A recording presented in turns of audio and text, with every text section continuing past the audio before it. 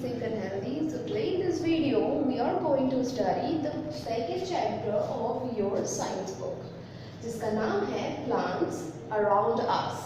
हम अपने आसपास के प्लांट्स के बारे में पढ़ने वाले हैं.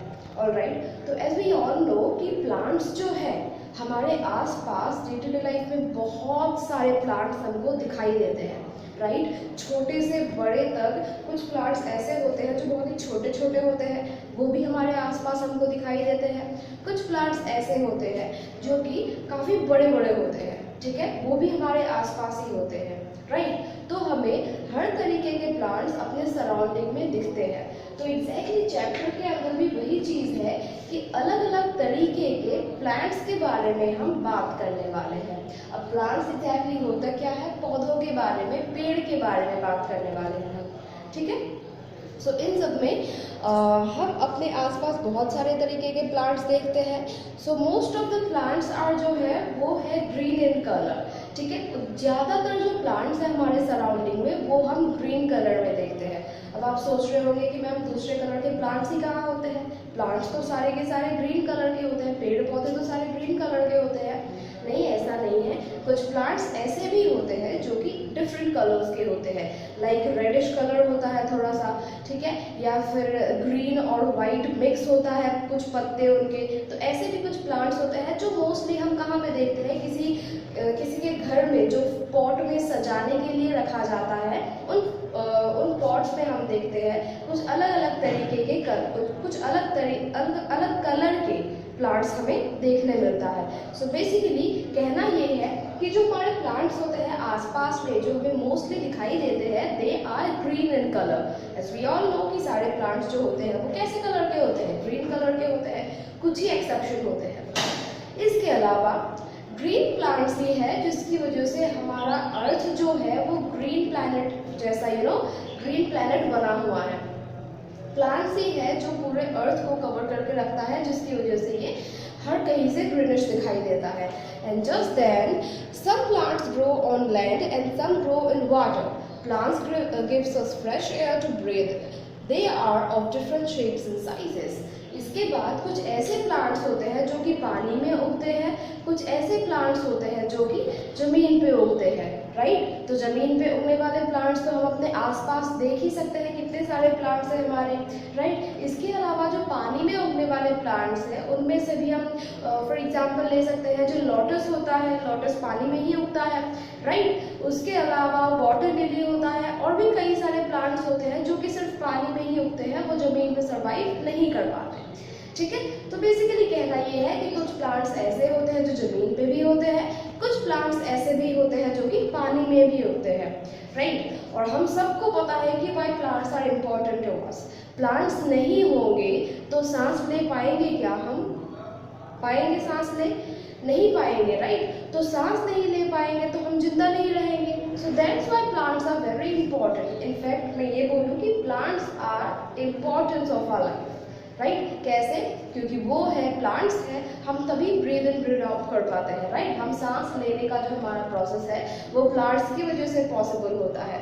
राइट, सो इस चीज़ के अंदर हम प्लांट्स, इस चैप्टर के अंदर हम प्लांट्स के अलग अलग टाइप्स ऑफ प्लांट्स के बारे में बात करने वाले हैं, अलग अलग क्लासेस के बारे में बात करने वाले हैं और कुछ पेड़ों के नाम देखेंगे और वो पेड़ कौन सी क्लास में आता है वो देखेंगे.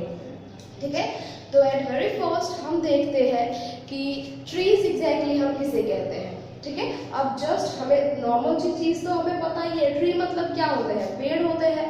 राइट, तो कुछ हम उनकी क्वालिटीज़ भी देखने वाले हैं और फिर मैं आपको कुछ प्लांट्स के नाम लिख के बताऊंगी, फिर आपको पता चलेगा कि हाँ कैसे वो सिर्फ ट्री वाले कॉलम में ही फिट होते हैं.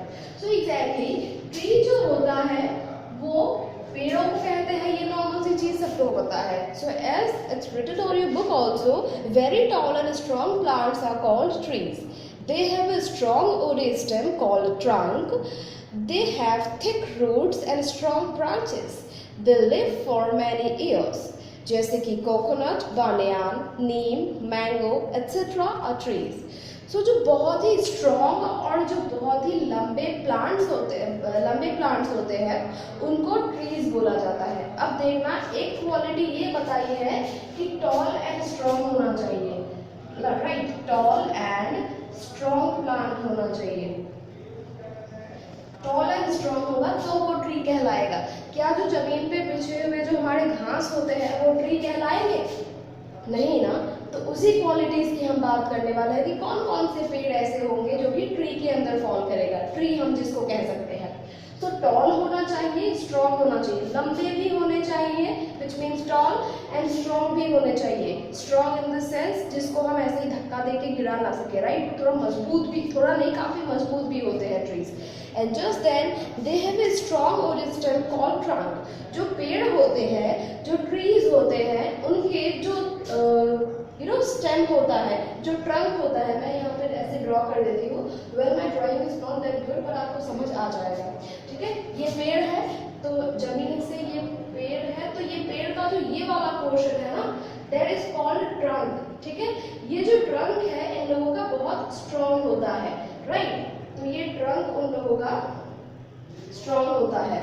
तो साथ ही साथ यहाँ पे जस्ट अभी बोला कि ट्रीज जो है टॉल भी होने चाहिए और स्ट्रॉन्ग भी होने चाहिए। जो पेड़ हमारे टॉल एंड स्ट्रॉन्ग होंगे उन्हीं को हम ट्री के अंदर क्लासिफाई करेंगे। साथ ही साथ एक स्ट्रॉन्ग स्टेम लिख दो या फिर ट्रंक लिख दो। ऐसे कि इसको ट्रंक कहते हैं, स्टेम भी कहते हैं। तो जो स्ट्रॉन्ग ट्रंक वाले होंगे वही पेड़ कहलाएंगे। टॉल होने चाहिए, स्ट्रॉन्ग होने चाहिए, स्ट्रॉन्ग ट्रंक होने चाहिए, एंड देन क्या होना चाहिए, they have thick roots and strong branches, they live for many years. और जो हमारे पेड़ होते हैं, जो हमारे ट्रीज होते हैं, ट्रीज का जमीन के अंदर जो होते हैं ना, रूट्स जमीन के अंदर होते हैं। वेल हम कभी कभी थोड़ा बहुत अगर जमीन से बाहर निकल के आ जाता है तो देख लेते हैं। वेल मोस्ट ऑफ मतलब सारी की सारी पार्ट जो होती है पेड़ का, जो जमीन के अंदर वाला जो हिस्सा होता है, दैट इज जो जड़ें होती हैं, उनको रूट्स बोला जाता है। तो जो ट्रीज होती है वो टॉल होती है, खुद स्ट्रॉन्ग होती है, स्ट्रॉन्ग ट्रंक भी होता है और रूट्स भी होते हैं, ठीक है। स्ट्रॉन्ग ट्रंक भी होता है और उसके रूट्स भी बहुत मोटे मोटे और बहुत ही स्ट्रॉन्ग होते हैं। साथ ही साथ जो ट्रीज होते हैं दे लिव फॉर मैनी ईयर्स, मतलब बहुत सालों तक वो जीते हैं, ठीक है। तो ऐसे वाले जो पेड़ होंगे, जो टॉल, स्ट्रॉन्ग ट्रंक और रूट होंगे, उनको हम ट्री के अंदर क्लासिफाई करेंगे। अभी मैं पूछती हूँ आपसे कि मैंगो ट्री, क्या मैंगो ट्री एक ट्री कहलाएगा? एग्जैक्टली ट्री कहलाएगा, क्योंकि मैंगो ट्री कैसा होता है, मैंगो ट्री का जो है, मैंगो ट्री टॉल भी होते हैं, बहुत लंबे भी होते हैं, एंड स्ट्रॉन्ग भी होते हैं, बहुत मोटे तगड़े भी होते हैं। देन स्ट्रॉन्ग ट्रंक होता है उसका। मैंगो ट्री का जो ये वाला पोर्शन है, क्या आप धक्का देके गिरा देंगे क्या? नहीं ना। तो ये बहुत स्ट्रॉन्ग होता है, ट्रंक भी।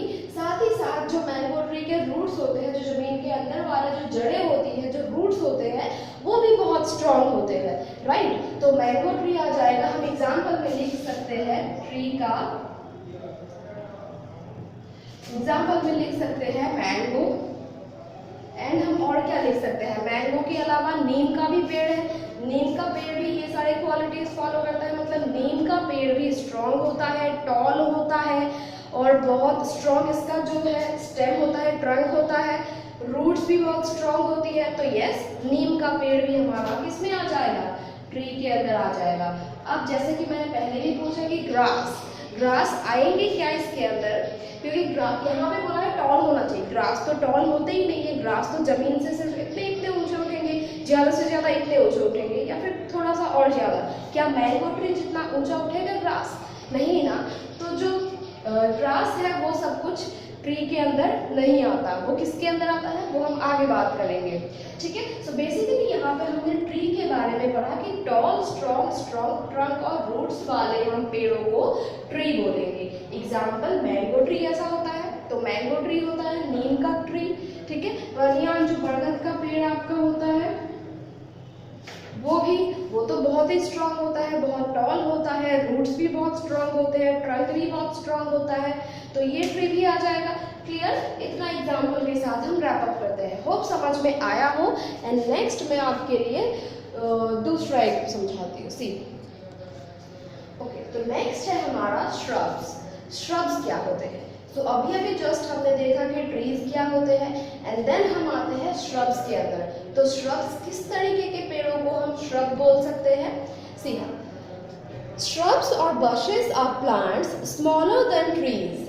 Their stems are thin but very hard, strong and woody. Shrubs और bushes जो होती है वो ऐसे पेड़ होते हैं जो कि ट्री से छोटे होते हैं। अब देखना, ट्री हमने बनाया था इतना बड़ा सा, अगर हम shrubs की बात करें तो shrubs जो होते हैं वो छोटे होते हैं और साथ ही साथ उनका जो स्टेम होता है वो भी बड़ा पतला होता है। हम इतना रख देते हैं, ठीक है। पतले में जो उनका ट्रंक है वो भी पतला है, साथ ही साथ हम श्रब ले लेते हैं ऐसे ही करके, ठीक है। ऐसे ही करके पेड़ है ये,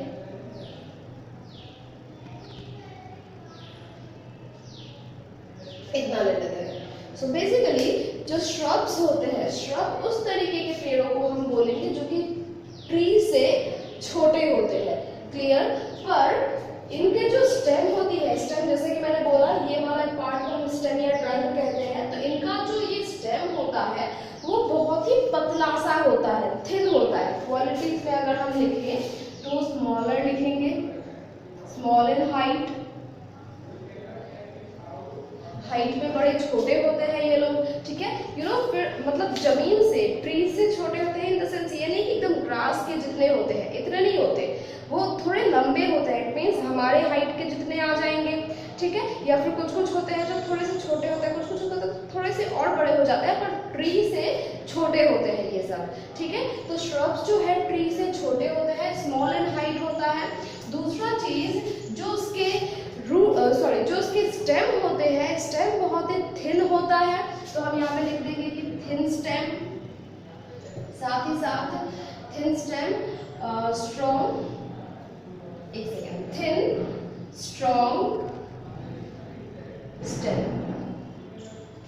तो इनके जो स्टेम होते हैं, इनका जो ट्रंक वाला पोर्शन होता है वो बहुत ही थिन होता है पर स्ट्रॉन्ग होता है। ध्यान रखना, हम ऐसे ही करके बहुत ही आसानी से नहीं तोड़ पाते हैं उसको, ठीक है।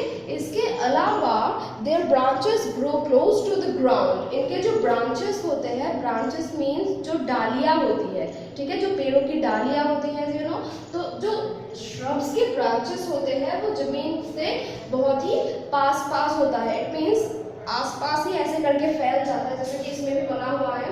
ऊपर ऑब्वियस ही बात है, हाइट जाती नहीं है, तो जो इसके ब्रांचेस होते हैं वो ऐसे करके फ्लैटर करके ऐसे करके वो बढ़ने लगते हैं। And just then they live for some years.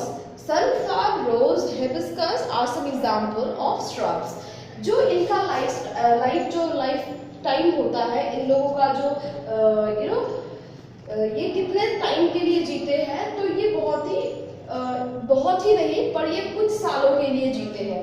Trees बहुत सालों के लिए जीते हैं, पर जो श्रब्स होते हैं वो कुछ ही सालों के लिए जीते हैं, ठीक है। सो बेसिकली हम देखेंगे श्रब्स, कौन से पेड़ों को श्रब बोल सकते हैं। स्मॉल हाइट होना चाहिए, थिन और स्ट्रॉन्ग स्टेम होना चाहिए, ऑलराइट, और जिसके ब्रांचेस जो है वो जमीन से आसपास ही ऐसे करके बढ़ रहे हो, मतलब जिसका हाइट ज्यादा ऊंचा ना जाए, ऑलराइट। तो श्रब्स ऐसे पेड़ों को हम बोलेंगे। सो बेसिकली एग्जांपल में हम क्या ले सकते हैं, एग्जांपल में जैसे कि आपके बुक में भी है कि रोज का प्लांट। रोज जो है आपने देखा है, जो गुलाब का फूल जो होता है उसका आपने अगर पेड़ देखा होगा तो आपने देखा होगा कि उसका हाइट ना ज्यादा नहीं होता है, हाइट भी कम होता है, साथ ही उसका जो स्टेम होता है वो थोड़ा हार्ड होता है, थोड़ा नहीं काफी हार्ड होता है, साथ ही वो आसपास में ऐसे आसपास में ऐसे फैल जाता है, पर ज्यादा हाइट में ज्यादा ऊंचा नहीं होता है वो, ठीक है। इसके साथ ही इसके स्टेम जो होते हैं थिन होते हैं और स्ट्रॉन्ग होते हैं, स्मॉल इन हाइट होता है, तो एग्जांपल में हम रोज को श्रब कह सकते हैं। सो अगर मैं बाद में पूछती हूँ किसी भी पेड़ों का नाम लेके कि बताओ ये वाला पेड़ जो है कौन से क्लास के अंदर आएगा, श्रब होगा या ट्री होगा, तो you have to be very clear about that कि हाँ ये वाला जो है वो श्रब के अंदर आएगा। इसके अलावा आप लोगों ने देखा हो तो लेट मी टेल यू, हिना जो होता है, ऑलराइट, जो हिना प्लांट, जो मेहंदी का प्लांट होता है, वो भी आपका श्रब के अंदर आता है। हाउ? हिना प्लांट भी हाइट में छोटा होता है, बहुत फैला हुआ होता है, ठीक है। फैला हुआ मतलब छोटे हाइट में ही थोड़ा ऐसे ब्रांचेस उसके फैल जाते हैं, साथ ही उसके जो स्टेम होती है वो स्ट्रॉन्ग भी होता है और थिन भी होते हैं, ठीक है। तो इसीलिए हम हिना प्लांट को भी श्रब बोलेंगे, ऑलराइट। तो So these are some examples. I hope समझ में आया हो आप लोगों को, and I'll be providing you the next topics in the next video. That's it.